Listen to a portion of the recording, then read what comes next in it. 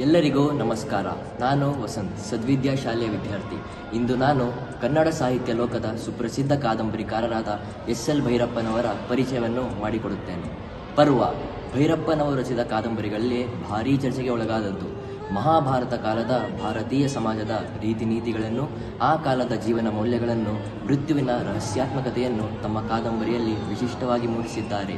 ಲೈಂಗಿಕತೆ ಮತ್ತು ಸಾವುಗಳ ನೆಲೆಯಲ್ಲಿ ದ್ರೌಪದಿ, ಕುಂತಿ, ಮಾದ್ರಿ, ಗಾಂಧಾರಿ ಪಾತ್ರಗಳನ್ನು ವಿಶಿಷ್ಟವಾಗಿ ಮೂಡಿಸಿದ್ದಾರೆ.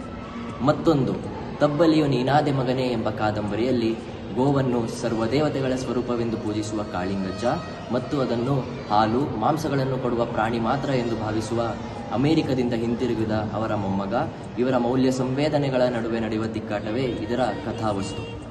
ಎಸ್.ಎಲ್. ಭೈರಪ್ಪನವರ ಕಿರು ಪರಿಚಯವನ್ನು ಮಾಡಿಕೊಡುತ್ತೇನೆ. ಸಂತೆ ಶಿವಲಿಂಗಣ್ಣಯ್ಯ ಭೈರಪ್ಪ ಅವರು 26/7/1934 ಹಾಸನ ಜಿಲ್ಲೆಯ ಚನ್ನರಾಯಪಟ್ಟಣ ತಾಲೂಕಿನ ಸಂತೆ ಶಿವರದಲ್ಲಿ ಜನಿಸಿದರು. ಗಾಂಧೀಜಿಯವರ ಮೌಲ್ಯಗಳಿಗೆ ಬೆಲೆ ಕೊಟ್ಟು ಇವರು ಸ್ವತಂತ್ರ ಚಳುವಳಿಯಲ್ಲಿ ತೊಡಗಿಸಿಕೊಂಡಾಗ ಇವರಿಗೆ ಕೇವಲ 13 ವರ್ಷ. ಇವರು ತಮ್ಮ ಶಾಸ್ತ್ರೀಯ ಶಿಸ್ತಿನ ಓದಿನ ನಡುವೆ ಅನೇಕ ಕಾದಂಬರಿಗಳನ್ನು ರಚಿಸಿದ್ದಾರೆ. ಗೃಹಭಂಗ, ವಂಶವೃಕ್ಷ, ಪರ್ವ, ತಬ್ಬಲಿಯು ನೀನಾದೆ ಮಗನೇ, ನೆಲೆ, ನಾಯಿ ನೆರಳು ಮೊದಲಾದವುಗಳು. ಇವರು ತಮ್ಮ ಸಾಹಿತ್ಯ ಜೀವನದಲ್ಲಿ ಅನೇಕ ಪ್ರಶಸ್ತಿಗಳಿಗೆ ಭಾಜನರಾಗಿದ್ದಾರೆ.